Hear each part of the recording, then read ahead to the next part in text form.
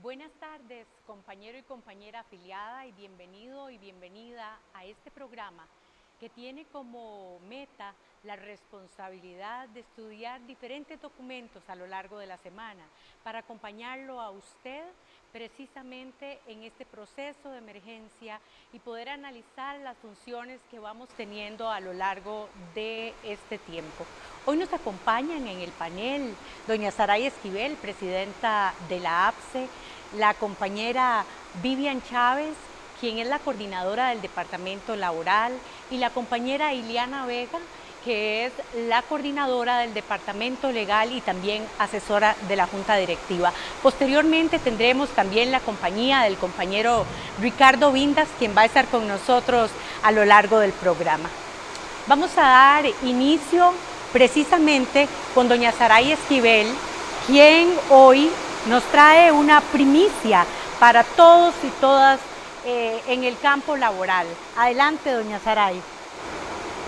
Muchas gracias, buenas tardes a todos y todas. Un placer estar aquí con ustedes en el día de hoy.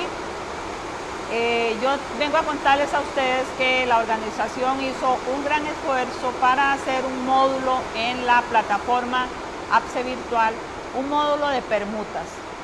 Nuestra principal preocupación era que todos ustedes o los que lo necesitan pudieran tener una posibilidad para lograr conseguir en diferentes partes del país en donde tuviera esa necesidad, la posibilidad de tener una persona con la que pudiera hacer una permuta. Entonces nos dimos a la tarea de contratar este módulo, ustedes lo están observando ahí. Esta es la pantalla de entrada después de que se afilió. Recordemos que esto es solo para afiliados. Este módulo lo que va a permitir es que ustedes puedan buscar a otra persona que reúne las condiciones que ustedes necesitan para trasladarse a otro lugar. Entonces, después de que ustedes tienen esa información, que hacen lo que nosotros llamamos el match, entonces ustedes con esa información se dirigen a la plataforma del MEP, en donde pueden registrar ya su solicitud de permuta de manera oficial. Tenemos que dejar claro, compañeros y compañeras, que esto es solo un servicio para todos ustedes. Es para que puedan tener esa posibilidad, y ya lo que es el ingreso en el Ministerio de Educación Pública deben hacerlo por la plataforma del MEP. Entonces es un gran éxito, una gran ayuda, es un servicio para todos ustedes y esperemos pues que le saquen provecho. Doña Saray, es precisamente este hecho un gran anuncio para nuestra afiliación, y también quiero aprovechar el momento para agradecer a todos estos afiliados y afiliadas que a lo largo de la semana nos están enviando los agradecimientos por el trabajo que realizamos a lo largo de la semana. Es absolutamente motivador recibir las preguntas, recibir los comentarios diariamente, y es importante para nosotros ese proceso de acompañamiento responsable con ustedes, fundamentado precisamente en documentos fidedignos, en documentos válidos, que en estos momentos de pandemia y emergencia es básico consultar con la interpretación de nuestros expertos. Y bueno, vamos ahora a decirles que estamos en un proceso de traslados, de aumentos en propiedad. Muchos de nuestros compañeros en este momento están tomando decisiones, y es precisamente nuestra compañera Vivian Chávez quien nos trae para ustedes una importante presentación con esos requisitos, con esas características, para que ustedes a la hora de tomar sus decisiones puedan entonces valorar la recomendación de una experta con muchísima experiencia. Adelante. Para contarles de una situación que se... Vamos entonces, antes de entrar con la licenciada Vivian Chávez, muchas gracias, darle a doña Saray, cómo no, darle un espacio. Sí, tal vez la idea, compañeros y compañeras, es para informarles a ustedes que a raíz de la situación que se está dando con respecto al regreso o el retorno a las clases, y que ha generado mucha muchas situaciones personales, ¿verdad? Muchos problemas, mucha inseguridad. Quiero comentarles que el 13 de mayo nosotros como Magisterio en Acción habíamos enviado una notita a la ministra solicitándole ser parte del proceso, de este proceso del retorno a las lecciones. Ellos, el Ministerio de Educación, ella lo que hizo fue enviarnos una nota en donde dice: reciba un cordial saludo. El pasado 28 de abril el Ministerio de Educación Pública conformó un equipo de trabajo interdisciplinario a fin de valorar el retorno paulatino y controlado a la presencialidad a mediano plazo, en apego a los más estrictos protocolos de prevención del Ministerio de Salud de Costa Rica y cuando las condiciones de salud lo permitan.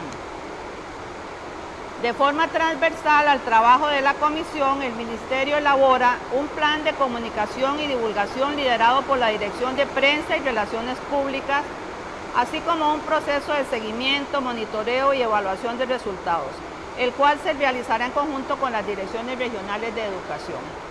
Los documentos elaborados en el marco de esta comisión serán comunicados a las organizaciones sindicales por medio de una reunión informativa que será oportunamente convocada por mi representante para asuntos laborales.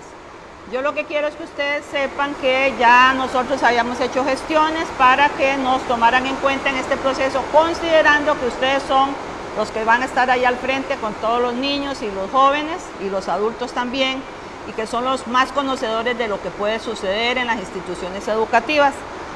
Y hasta la fecha no hemos recibido todavía ninguna convocatoria del Ministerio de Salud para que participemos de alguna reunión en donde podamos compartir las opiniones que ustedes nos dan. Sin embargo, sí hemos hecho trámites haciéndoles pasar por WhatsApp muchas de las dudas que tenemos, o que tienen ustedes más bien, pero que ustedes comprendan y sepan, y todos los papás y el mismo Ministerio de Educación sepa, que la prioridad de la organización es la salud de los estudiantes, del personal de las instituciones educativas. Eso es lo primordial y vamos a estar siempre atentos a las condiciones en las que se vayan a hacer. No sabemos fechas, no sabemos condiciones exactamente, solo hemos visto algunos programitas o noticias, pero no hay seguridad cómo va a ser. Entonces, por favor, para que mantengan la calma, estaremos pendientes del asunto y la información que tengamos, pues se las haremos llegar. Excelente, doña Saray. Muchas gracias a usted, porque precisamente parte de los objetivos de este programa es mantenerlo y mantenerla a usted informado de lo que estamos haciendo, de nuestras gestiones, de nuestro acompañamiento. Y entonces vamos a aprovechar ahora para pasar con la compañera Vivian Chávez, quien nos va a hacer una presentación sobre el tema de traslados y aumentos, ¿verdad?, en propiedad. Entonces vamos a darle el pase. Bienvenida, Vivian, al set. Gracias. Gracias a todos. Buenas tardes a todos y todas. Una vez más, un gusto y un placer estar con ustedes en este acompañamiento en el programa El Abogado en su Casa. Esto por cuanto los procesos no se detienen, ¿verdad? A pesar de la emergencia, los procesos continúan, la vida continúa y tenemos que pues estar acompañándolos a ustedes en estos procesos que mencionan ahorita. En los programas anteriores estuvimos explicando, sin embargo, ya con el manual Saltad en mano, había muchas dudas por parte de nuestros afiliados, mediante las cuales nos decían, pero es que no sé si marcar la A, no sé si llenar la B, ¿verdad? Entonces todo esto nos hizo hacer un pequeño resumen de estos trámites para que les quede claro a los compañeros y compañeras. Hoy nos vamos a referir a lo que son los aumentos de lecciones en propiedad, que la normativa la tenemos en el artículo 83 de la Ley de Carrera Docente, y los traslados por excepción, que es el artículo 101 de la Ley de Carrera Docente. El proceso de permuta lo vamos a explicar en el próximo programa, porque tenemos muchos temas que abarcar el día de hoy, dichosamente. El manual que tienen los compañeros, ¿verdad?, lo tenemos de forma digital, nos lo envió el Ministerio de Educación Pública. Es el manual que se llama Saltad. No sé si lo tenemos por ahí, ¿verdad?, para poder verlo. Y en lo que se refiere al aumento de lecciones en propiedad, lo vamos a encontrar toda la explicación en el manual en las páginas de la 8 a la 18. Entonces vamos a ver. Tenemos 3 opciones para solicitar aumento de lecciones en propiedad. La opción A va a hacer referencia a cuando se debe elegir cuando se desea aumentar lecciones en la misma institución, siendo que me encuentro nombrado solo en esa institución. Es decir, un ejemplo sería, yo tengo 20 lecciones en una institución, vamos a llamarle en el Colegio México, y por cercanía, por conveniencia, porque quiero continuar en esa institución, las otras 20 que me faltan para llegar a las 40 en propiedad, deseo solicitarlas en esa misma institución y en ninguna otra. Entonces, ahí es donde tendría que marcar los compañeros y compañeras la opción A del manual SALTAD. La opción B se elige cuando se encuentran nombrados en 2 o más instituciones. Esta es una de las confusiones que se da muy a menudo, porque aquí está, por ejemplo, el proceso de unificación de lecciones en propiedad. Si yo estoy en 2, 3 y hasta 5 y 6 instituciones, como hemos mencionado en otras ocasiones, y deseo tener todas las lecciones en una institución, sé que hay o no sé, pero quiero intentar y probar si hay en algunas instituciones que son de mi interés, entonces marco esa opción B, ¿verdad? En las que voy a definir cuál va a ser la institución de origen, ¿verdad? Es decir, donde tengo las lecciones que quiero pasar a la institución destino, ¿verdad? Esa es una de las opciones para la opción B, valga la redundancia, porque hay otras más, ¿verdad? La otra opción para tener que elegir la opción B es si ostento varias especialidades en la misma institución y puedo unificar las lecciones en una sola especialidad. Eso lo tenemos en la página 14 de ese manual SALTAD, es decir, si yo doy lecciones de educación religiosa, pero también de filosofía, como conozco un caso de un querido amigo, y deseo solo tener lecciones en filosofía, y sé que en mi institución, en una de las instituciones donde laboro, tengo esa oportunidad, entonces también debo de utilizar esa opción B, y debo de indicar que deseo unificar todas las lecciones en una sola especialidad. En el manual vamos a encontrar la casilla, por lo tanto, ¿verdad? En la hoja informática, en la plataforma digital, vamos a encontrar esa casilla en donde va a haber la opción para marcar que desea unificar todas las lecciones en una sola especialidad. Entonces, en resumen, la opción B, para cuando deseo pasar todas las lecciones a una sola institución, ¿verdad? Ya sea de una sola especialidad o bien cuando deseo tener todas las lecciones en una sola especialidad, si tengo en 2 o varias especialidades a la vez en propiedad y deseo unificarlas en una sola, ¿verdad? Como les indicaba anteriormente, debo decir cuál es la institución de origen, que es donde tengo las lecciones que deseo pasar, y debo decir o indicar cuáles son las lecciones de destino, que es a donde deseo tener el aumento de lecciones. La opción C, para la solicitud de aumento de lecciones, se debe elegir cuando se desea aumentar lecciones en otra institución diferente a la que tiene el nombramiento, ya sea porque no existen más de su especialidad en esa misma institución o porque no desea tener más lecciones en esa institución. Yo tengo 20 lecciones en una institución X, pero las otras 20 quiero tenerlas en otra institución diferente. Como les dije, no hay más en mi institución, no me queda más que buscar en otra, o bien no me gusta mucho el ambiente de esa institución, entonces deseo ir saliéndome de ella, entonces el aumento lo voy a solicitar en otra diferente. Se debe de indicar en este caso cuál es la dirección regional, el circuito, la institución y la especialidad que tengo. Y si es en cualquier institución de una o varias direcciones regionales en las que yo quiero poner como opción que deseo pasar mis lecciones, entonces podría poner que es en todas, ¿verdad? La dirección regional, cualquier institución de esa dirección regional. Que yo quiero una institución en la dirección regional de desamparados, entonces en lugar de poner todos los nombres de las instituciones, solamente marco la dirección regional y pongo que todas. Es decir, que en cualquier institución de la dirección regional de desamparados voy a aceptar un nombramiento, el aumento de elecciones, ¿verdad? Por otra parte, si no es en toda la dirección regional, ¿verdad? O en varias, que podría ser varias direcciones regionales, puedo mencionar varias, digitar varias direcciones regionales y poner que todas las instituciones las aceptaría. También puede ser por circuito, ¿verdad? De la Dirección Regional de Desamparados solo acepto el circuito 01. Entonces voy a indicar 01, todas, ¿verdad? Cualquiera de las instituciones del circuito 01 yo aceptaría para un aumento de elecciones en propiedad.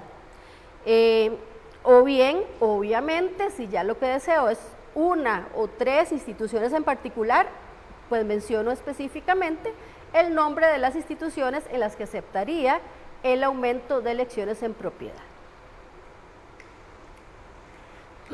Luego de que se elige A, B y C, o bien A, B y C, ¿verdad? Porque podría ser que yo quiera pedir las tres opciones a ver cuál me aceptan. Debemos finalizar y generar comprobante. Entonces, tenemos que firmar una declaración jurada que tiene dos partes. La primera parte estamos indicando que todos los datos que estoy indicando son verdaderos.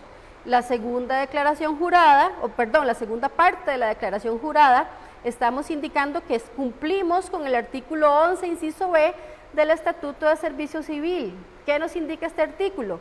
Que no tenemos familiares en las instituciones en las que estamos pidiendo aumento de elecciones hasta el tercer grado consanguíneo con un orden jerárquico, es decir, que el director no es familia mía, que el asistente de dirección no es familia mía, que el subdirector no es familia mía, ¿verdad? Eso es lo que estaríamos firmando en la segunda parte de la declaración jurada. Tenemos un mensaje de advertencia, aquí lo tenemos en rojo porque es súper importante. Ese mensaje de advertencia dice que no puede modificar la solicitud si finaliza la gestión. Si usted le da al botón finalizar, ya no puede modificar esa solicitud.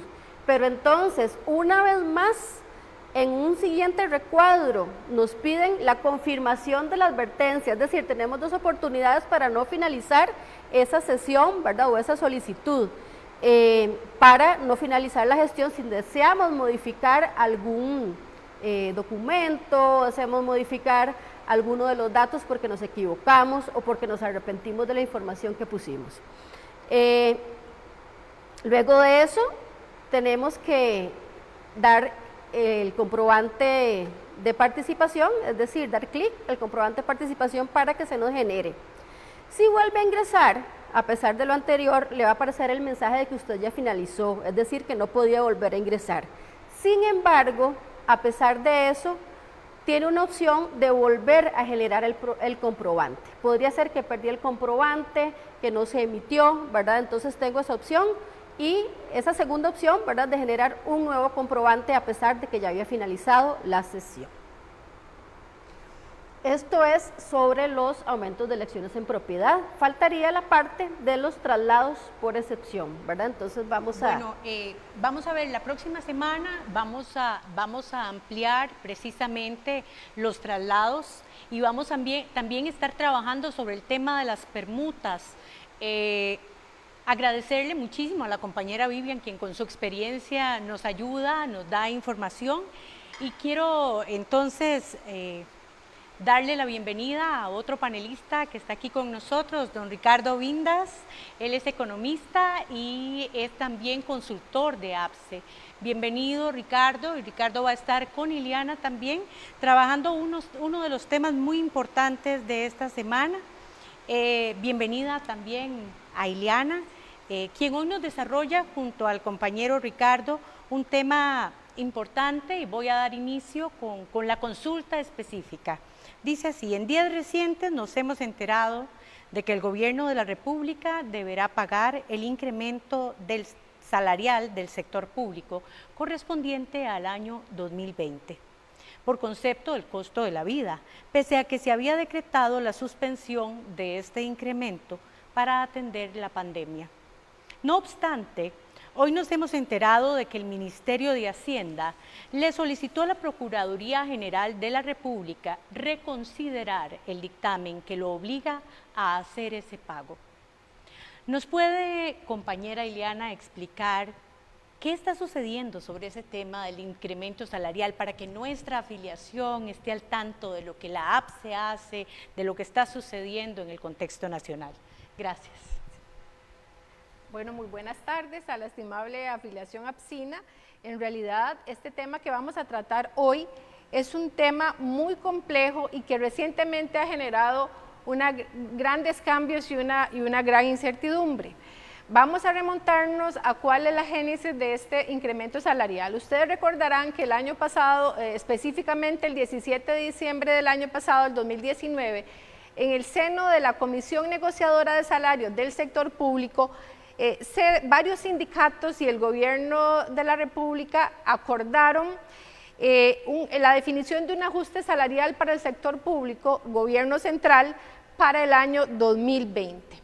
Este acuerdo consistió en la aprobación de lo que APSE en aquel momento consideró que era un acuerdo raquítico e insuficiente de un incremento general al salario base de todas las categorías del sector público para el año 2020 de 7.500 colones y en forma gradual se iba incrementando según la clase de puesto hasta un monto de 8.750 colones.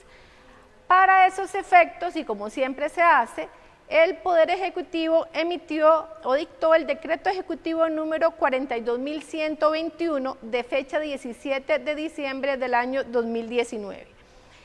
Y conforme a ese decreto, este aumento salarial se debía hacer efectivo en la segunda quincena de febrero de este año, del 2020.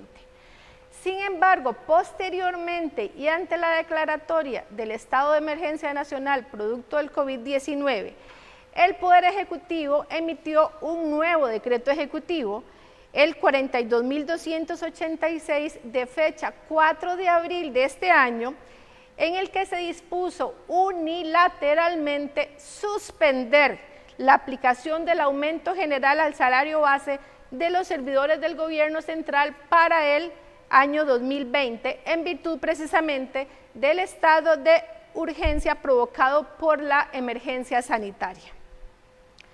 No obstante esta suspensión del decreto de aumento salarial, recientemente la Procuraduría General de la República emitió un dictamen, el dictamen C-202-2020, dirigido al actual ministro de Hacienda de fecha 29 de mayo de este año, en el que la Procuraduría establece que el gobierno de la República no podía haber suspendido unilateralmente ni haber dejado sin efecto el aumento salarial de los trabajadores del sector público, a menos que el Poder Ejecutivo hubiera emitido un decreto derogatorio del decreto inicial del diciembre del 2019.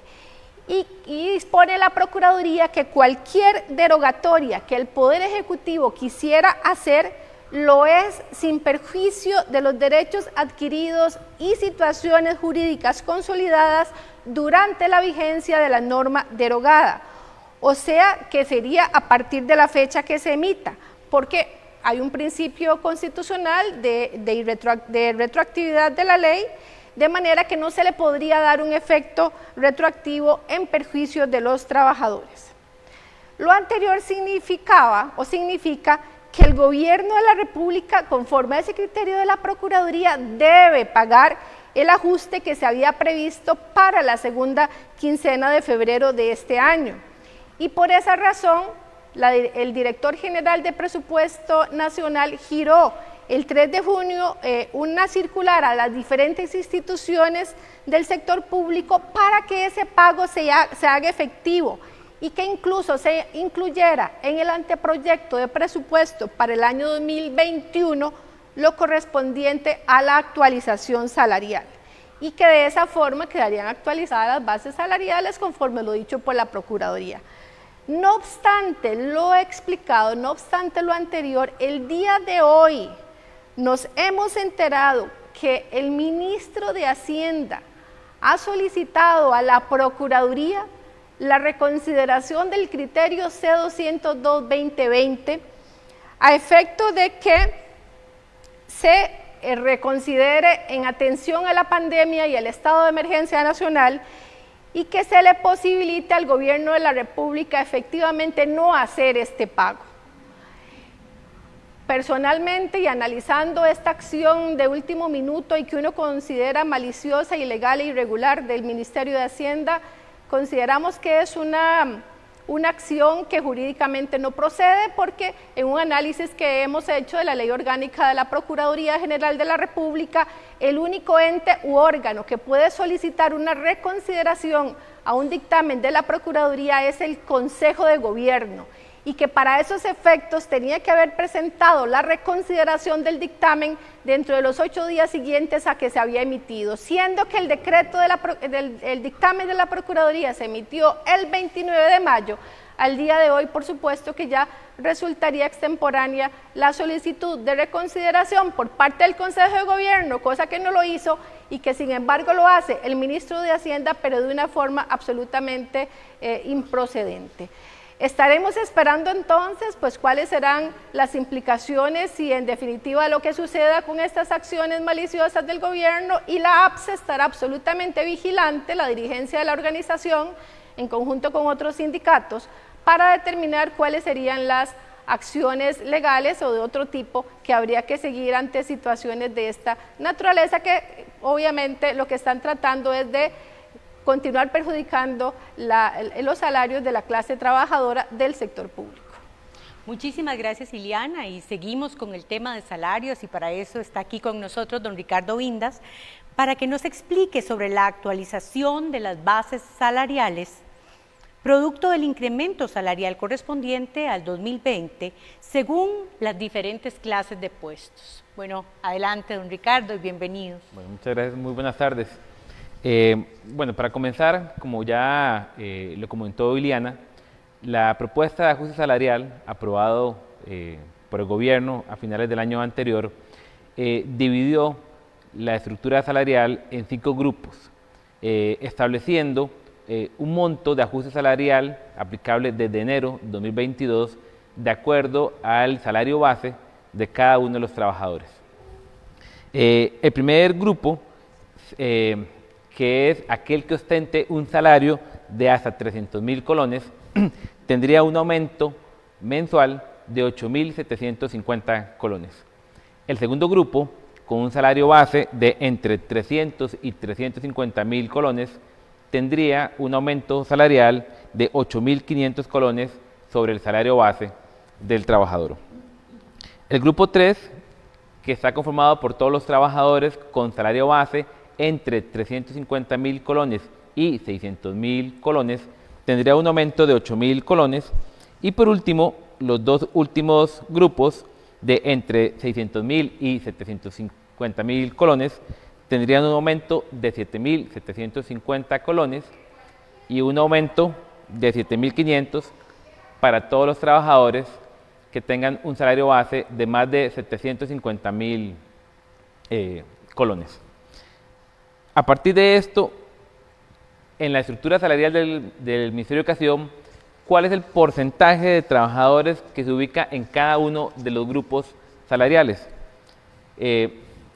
Cerca del 62% de los trabajadores del Ministerio de Educación Pública están ubicados en el grupo 4 y 5, que son los que tendrían los aumentos salariales más bajos. Y eso es importante recalcarlo porque los aumentos más cuantiosos, si puede llamarse de alguna forma, están vinculados a exclusivamente un 38% aproximadamente de todos los trabajadores del Ministerio de Educación, siendo en términos relativos un porcentaje muy bajo. A continuación vamos a presentar algunos ejemplos muy específicos de cuál es el efecto de este ajuste salarial en 3 escenarios. Como ustedes pueden ver, el primer caso corresponde a un profesor de enseñanza general básica 1, en el cual hemos hecho algunos supuestos. Vamos a suponer que es un profesor, grupo profesional PT6, con 20 anualidades al 2019, con 30 puntos de carrera profesional y que además labora 45 lecciones, lo que corresponde a su nombramiento base de 30 lecciones, más una ampliación de la jornada laboral por el 50%, que corresponde a 15 lecciones adicionales.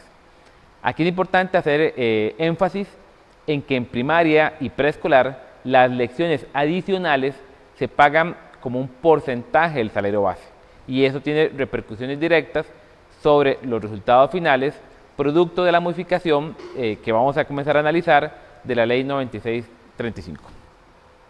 En estos ejemplos hemos hecho 4 ejercicios numéricos. Ustedes pueden ver en la segunda columna lo que corresponde al salario del segundo semestre 2019 que hubiese tenido este trabajador bajo las condiciones que acabamos de indicar. Y hemos estimado 3 escenarios diferentes. El primer escenario, correspondiente al salario del primer semestre de 2020, corresponde al aumento salarial que hubiese tenido ese trabajador considerando el ajuste que aprobó el gobierno central, en diciembre del año anterior, pero además sin haber nominalizado todos los componentes salariales de acuerdo a lo que la ley 9635 establece. En este ejemplo, ustedes pueden ver que el salario total del trabajador pasa de poco más de 1.318.000 colones en el 2019 a 1.349.000 colones. Es un incremento de 30.000 colones. Estamos hablando que un aumento en el salario base de 7.500 colones genera un efecto multiplicador que nos representa un incremento nominal de más de 30.000 colones. Este hubiese sido el escenario de no estar vigente la ley 9635. Esta ley, acordémonos, que establece que todos los sobresueldos se nominalizan con respecto a su cálculo. ¿Qué quiere decir esto? Que es un cálculo se va a estimar no con el salario base que ostenta el trabajador al día de hoy, sino con base en el salario vigente en el segundo semestre del 2018. Este escenario es el que podemos ver en la cuarta columna, correspondiente al aumento con ajuste salarial y con nominalización. En este caso, el salario total del trabajador sería cercano al 1.279.000 colones, lo que representa una disminución de poco más de 39.000 colones si lo comparamos con el salario correspondiente a julio del 2019. Y hay un último escenario que se daría si por algún factor, como lo indicaba Iliana, se acoge la propuesta del Ministerio de Hacienda de no tomar en consideración el pronunciamiento de la Procuraduría. En este último escenario, que correspondería a un caso en el cual no hay ajuste salarial y además se aplica la nominalización de todos los componentes salariales, el salario total bajaría a 1.271.000 colones, lo que representa una reducción de más de 47.000 colones por mes para el trabajador. Estamos hablando que eso es una disminución de más de 500.000 colones al año, incorporando el efecto sobre el aguinaldo, salario escolar y los 12 meses del curso lectivo. Si gusta, pasamos a la siguiente filmina, donde podemos ver el mismo ejemplo del profesor de enseñanza general básica, pero con una estructura salarial diferente. Estamos imaginándonos un profesor recién incorporado, con solo una anualidad, con 10 puntos de carrera profesional y que solo cuenta con nombramiento base, es decir, que no tiene ni recargos ni ampliación de la jornada laboral. En este caso, el salario total es de 696.000 colones al 1 de julio del 2019. Si ustedes notan, si podemos notar, todos los salarios del primer semestre 2020 tienen incrementos, aunque en términos absolutos relativamente bajos. Si vemos la cuarta columna correspondiente al salario del primer semestre con ajuste salarial y con nominalización, el salario del trabajador, del profesor de primaria, ascendería a 712.000 colones, lo que representa un incremento de poco menos de 16.000 colones. Es un incremento, claro, pero es para un trabajador nuevo donde al tener pocos componentes salariales, llámese anuales, recargos, carrera profesional, ampliación de la jornada laboral, el efecto de la nominalización es relativamente bajo. No obstante, evidentemente, esto aplica para muy pocos casos, básicamente aquellos trabajadores recién incorporados al sistema educativo. El siguiente ejemplo corresponde al profesor de enseñanza media que hemos estimado como un profesional MT5 con 20 anualidades al 2019, con 30 puntos de carrera profesional y con la cantidad máxima de lecciones posibles, llámese 48 lecciones. Para ese ejemplo, ustedes pueden ver que el salario del segundo semestre de 2019 ascendía a poco más de 1.554.000 colones. Si vemos las dos últimas columnas, estimadas correspondientes al primer semestre 2020, el escenario con un ajuste salarial, de acuerdo a lo que aprobó el Gobierno Central, e incluyendo el efecto de la nominalización, acorde a la Ley 9635, genera que el salario de profesor de enseñanza media ascienda a poco menos de 1.400.000 colones.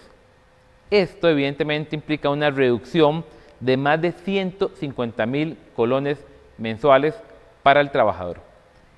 En términos anuales, estamos hablando de una reducción de más de 2 millones de colones, si incorporamos los 12 meses, salario escolar y aguinaldo.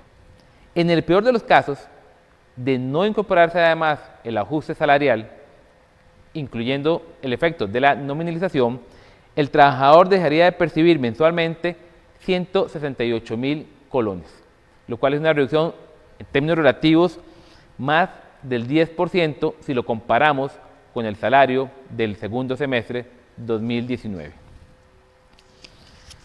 Un caso con números así de alarmantes es el siguiente, correspondiente al profesor de enseñanza técnica profesional de tercero y cuarto ciclo. En este caso hemos hecho un escenario con un profesor VT6 con 10 anualidades al 2019, 15 puntos de carrera profesional y trabajando 40 lecciones de 60 minutos, lo que representa o lo que significa que incluye un recargo del 40% como se paga actualmente. Ya casi lo vamos a ver en la pantalla. En este caso, el salario del segundo semestre 2019 para ese trabajador rondó aproximadamente 1.485.000 colones. Cuando hacemos el cálculo para el primer semestre 2019, incluyendo el ajuste salarial y la nominalización, el salario total se reduce a 1.414.000 colones, lo que representa menos de 71.000 colones. Si hacemos ese mismo ejercicio, excluyendo adicionalmente el ajuste del 2020, el salario del profesor de enseñanza técnico profesional bajaría a más de 82.000 colones mensuales. Esos son, en términos anuales, más de 1 millón de colones para el trabajador. El siguiente ejemplo, y ya pasamos a los dos últimos, hemos tomado también una clase de puesto administrativa docente correspondiente al director de colegio 1. Este escenario lo hemos simulado con un director MT6 con 25 anualidades al 2019, 30 puntos de carrera profesional y con un sobresueldo de doble jornada que representa un 30% del ajuste salarial. En este ejemplo, cuando se estima el salario del segundo semestre de 2019, el resultado da un salario aproximado a 1.866.000 colones. Cuando estimamos el salario correspondiente al primer semestre 2020, considerando tanto el aumento salarial, pero asimismo también la nominalización de los sobresueldos, el resultado es un salario de 1.802.000 colones. Eso significa 64.000 colones menos sobre el salario del director. En términos anuales, estamos hablando de una reducción de más de 700.000 colones, nuevamente al considerar el efecto sobre el aguinaldo, salario escolar y los 12 meses. Cerramos los ejemplos con el caso de un puesto administrativo no profesional correspondiente al conserje de centro educativo. Este caso lo hemos simulado como un conserje que ostenta 3 anualidades y que además tiene el recargo de conserje de centro educativo. Puede verse que su salario al segundo semestre de 2019 alcanzaba los 447.000 colones. Cuando estimamos el efecto del aumento salarial al 2020, incluyendo la nominalización, que en este caso afecta el valor de su anualidad y además el valor de su recargo, el aumento total salarial es de 459.000 colones, poco más de 12.000 colones, comparado al 2019. No obstante, si comparamos el aumento que hubiese habido sin efecto de la nominalización, implica que estamos dejando de percibir más de 9.000 colones por el efecto de la nominalización, que en términos anualizados son más de 100.000 colones que deja de percibir ese trabajador. En resumen, puede notarse que dado el escenario de un aumento salarial que, como lo indicaba Iliana al inicio de la presentación, es en términos relativos bastante bajo, y sumándole el efecto de nominalizar todos los sobresueldos salariales a partir del alcance de la ley 9635, existen muchos escenarios en los cuales los trabajadores, en lugar de tener un aumento salarial, van a tener, al contrario, disminuciones en su salario total. Los pocos casos que no van a estar en ese escenario son trabajadores nuevos con pocos sobresueldos. ¿Por qué? Porque el efecto de la nominalización es relativamente bajo y el pequeño ajuste salarial compensa sus efectos. Repito, en la mayoría de casos, por el contrario, vamos a tener importantes reducciones en el salario total del trabajador. Muchísimas gracias, Ricardo, porque nos das un panorama muy amplio, cargado de escenarios variados, porque precisamente la afiliación de la APSE es muy variada, y te agradecemos profundamente tu presencia en este programa. Vamos ahora a proceder con algunas preguntas que hemos recopilado a lo largo de esta semana. Dice así: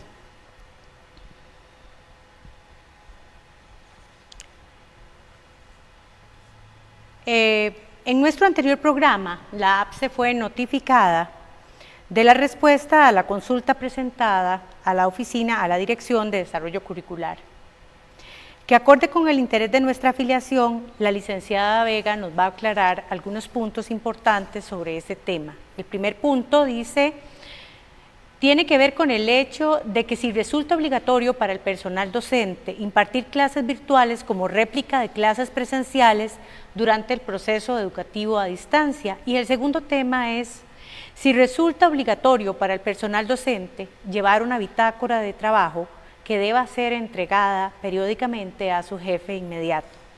Ante algunas interpretaciones que se han dado durante la semana con la respuesta oficial recibida por APSE, compañera Iliana, ¿cuál es su criterio de interpretación final y cuáles son los requerimientos que deben cumplir entonces los docentes? Sí. Bueno, es muy importante el día de hoy precisar, en términos generales uno podría decir que la respuesta que da la Dirección de Desarrollo Curricular a la APSE fue sumamente satisfactoria. No obstante, sí es preciso hacer una serie de acotaciones, dada la renuencia que aún existe en algunos centros educativos para entender el tema de la obligatoriedad o no de las clases virtuales y el tema de las bitácoras o informes que se continúan pidiendo al personal docente. Con el tema de las clases virtuales uno podría resumirlo así: es potestad de un director obligar a un docente a impartir clases virtuales como réplica de las clases presenciales. La respuesta definitiva y absoluta es no. Y para entender, o la clave para entender esta respuesta, la encontramos absolutamente en todos los documentos que ha emitido el Ministerio de Educación Pública, tanto en las orientaciones para el apoyo al proceso educativo a distancia, como en las pautas para la implementación de las guías de trabajo autónomo. Y la clave para entender esto son 3 palabras o 3 elementos fundamentales, que son el trabajo autónomo, las guías de trabajo autónomo y los ambientes de aprendizaje. Sobre el tema del trabajo autónomo, es clarísimo que en el documento de pautas para la implementación de las guías de trabajo autónomo se define el trabajo autónomo como aquella capacidad del estudiante para realizar tareas por sí mismo o por sí misma, sin contar con la presencia del profesorado y en algunos casos con el apoyo de algún familiar, especialmente en los casos de estudiantes más pequeños. Por su parte, la definición que tenemos en los documentos de las guías de trabajo autónomo se señala que para lograr ese trabajo autónomo del que hablábamos anteriormente, se debe elaborar por parte del docente las guías de trabajo autónomo que constituyen la herramienta didáctica para la mediación pedagógica a distancia, cuyo propósito es apoyar la continuidad del proceso de aprendizaje con el respaldo de los medios tecnológicos de comunicación o los recursos impresos según sea el caso. Página 6 del documento de pautas. Y el último elemento para entender toda esta temática es lo que les mencionaba, la definición de lo que son ambientes de aprendizaje. Se nos dice en el mismo documento de pautas que las guías de trabajo autónomo son la estrategia para generar estos ambientes de aprendizaje y aquellos casos en que sean viables los medios virtuales, como los espacios para interactuar. Estos ambientes de aprendizaje, entonces, deben ser organizados didácticamente por el docente, porque el docente es el tomador de decisiones, el docente es el que diseña, planifica y organiza su lección, tomando en cuenta una línea de tiempo, en que conforme lo dicen los documentos, que el trabajo a distancia no puede ser idéntica a la disponible en el centro educativo. Lo anterior significa que es a través de las guías de trabajo autónomo que se mantiene el vínculo entre el profesor y el estudiante, ya no por una cercanía física, sino por medios digitales en la medida en que estos puedan ser utilizados o bien por medios escritos. ¿Y qué será el director en conjunto con el docente? Que definirán los medios a través de los que se podrá interactuar, tomando en consideración, por supuesto, como lo dice la Dirección de Desarrollo Curricular, las particularidades de la población estudiantil y sus familias. Es decir, lo único que debe darse en este proceso es un acompañamiento al trabajo de la población estudiantil, pero no la impartición de clases como si se estuviera en un proceso educativo presencial. Y por supuesto que sin duda alguna la implementación de horarios oficiales de clases son lamentablemente o continúan en algunos casos siendo lamentablemente prácticas o estrategias institucionales irregulares que atentan contra el espíritu de los lineamientos establecidos. Y hoy me voy a permitir referirme a un criterio vertido por el Consejo Asesor Regional de la Dirección Regional de Educación de Desamparados, mediante el oficio DRE-DIR 0177-2020, de fecha 9 de junio del 2020, que luego de realizar un análisis exhaustivo sobre este tema, dispuso lo siguiente, y repetimos, es un criterio que avalamos y compartimos en todos sus extremos. Dice el referido criterio de la Dirección Regional de Educación de Desamparados, lo siguiente es lo que interesa, y sobre las clases virtuales.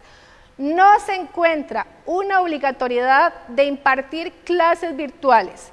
Asimismo, recalcar que es el docente quien planifica, organiza, entre otras funciones, la forma de compartir los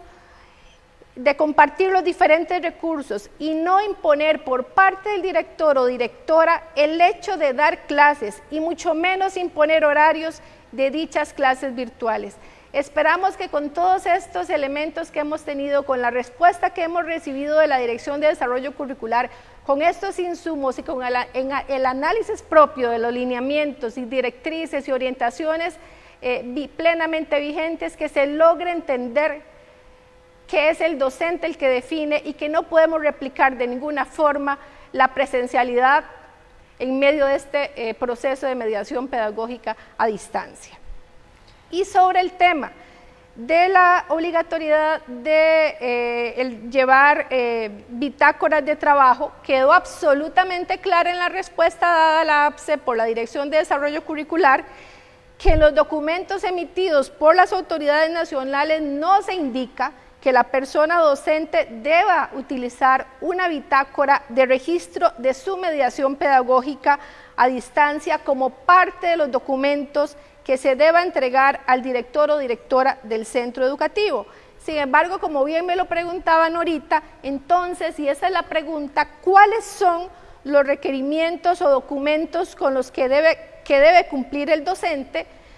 Acorde con la respuesta dada a la APSE por la Dirección de Desarrollo Curricular y acorde con la serie de documentos que ha emitido el Ministerio de Educación Pública. Para tener claridad sobre esta respuesta, pues recurrimos, como bien he dicho, a todos estos lineamientos y orientaciones existentes, pero además, principalmente a un documento que generó el Ministerio de Educación Pública que se llama Documento de Preguntas Frecuentes, Consultas, Recomendaciones y Comentarios acerca de la implementación de las orientaciones para el apoyo del proceso educativo, en donde la pregunta número 4 que consultaba, ¿qué informes deben presentar los docentes a los centros educativos en el contexto del apoyo a distancia y a través de qué medios? Y la respuesta que claramente se consigna en ese documento de preguntas frecuentes, repito, elaborado por el MEP, se dice que no se ha contemplado la presentación de ningún tipo de informe por parte del docente, que lo que se contempló a nivel de organización administrativa y pedagógica, lo cual está en las páginas 31 y 32 del documento de orientaciones, donde se establece cuál es el rol del docente. Lo que el docente debe presentar es presentación del planeamiento didáctico de acuerdo a lo señalado en el documento de pautas. Y ahí también vemos cómo la Dirección de Desarrollo Curricular nos dice que efectivamente la persona docente debe tener elaborado un planeamiento didáctico que se descarga de la caja de herramientas y que se debe colocar entonces en la última columna correspondiente a la mediación pedagógica el número o el nombre de guía de trabajo autónomo por medio del cual va a desarrollar el indicador del aprendizaje desarrollado.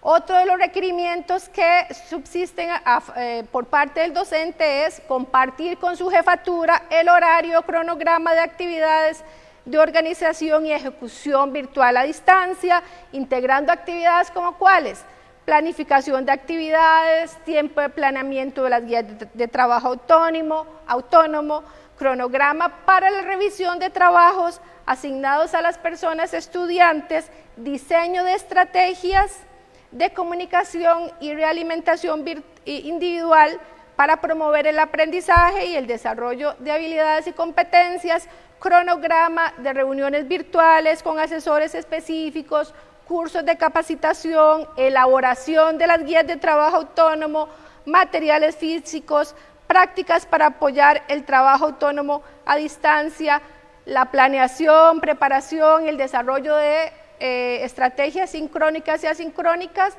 y por último, comunicar los escenarios de trabajo a los estudiantes. Esto es lo que podemos resumir, son los requerimientos que deben cumplir los docentes, no así como habíamos dicho inicialmente, ningún tipo de bitácora o informe a los directores de su mediación pedagógica propiamente como tal.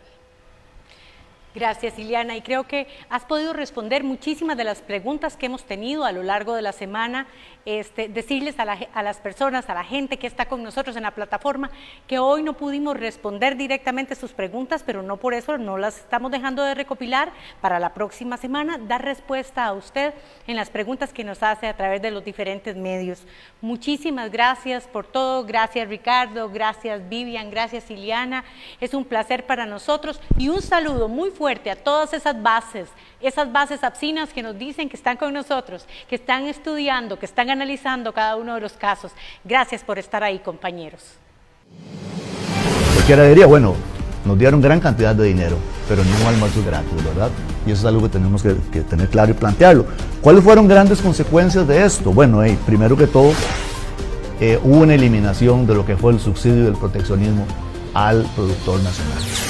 Protegemos al mediano y pequeño productor y desprotegemos al consumidor, o protegemos al consumidor y desprotegemos al pequeño y mediano productor, y se nos olvida que dentro de la cadena de valor que se ve interrumpida por la intermediación, el único que gana es el intermediario. Nosotros vendemos a veces la papa, para decir algo, a un precio tal vez 200 el kilo, y lo vemos en Walmart hasta 1000 y más. Ellos se ganan no el 100%, sino un 200, 500%. Realmente la situación para nosotros del agro ha sido muy difícil, solo promesas.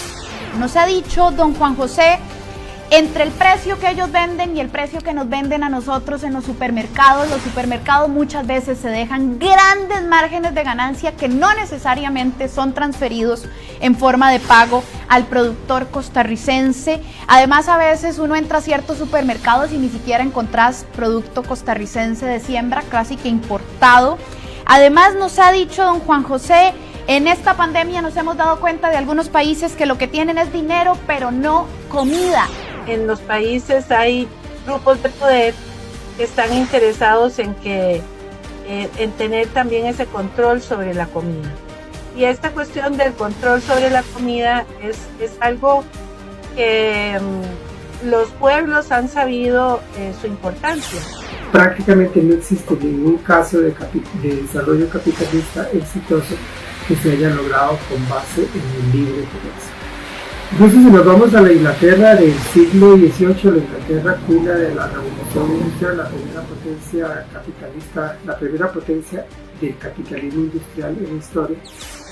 Todos recibieron su salario y apoyados por las otras divisiones del grupo. Pero también ellos desesperados por volver y ellos con ganas de volver a producir.